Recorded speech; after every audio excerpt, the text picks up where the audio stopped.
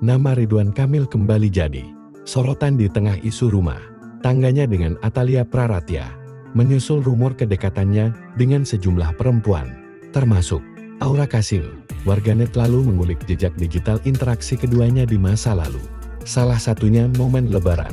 Terungkap bahwa pada Idul Fitri tahun 2020, Ridwan Kamil bersama Atalia Praratya pernah memberikan hadiah istimewa kepada Aura Kasih berupa sajadah dan sarung Al-Quran bergambar lukisan karya Ridwan Kamil sendiri. Hadiah tersebut sempat dipamerkan Aura Kasih di media sosialnya 5 tahun lalu, lengkap dengan pesan Idul Fitri dari Ridwan Kamil.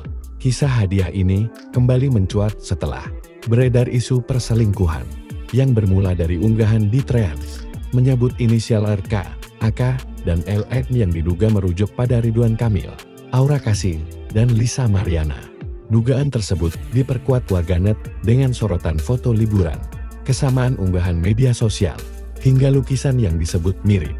Meski demikian, Aura Kasih telah membantah isu perselingkuhan tersebut, sementara Ridwan Kamil hingga kini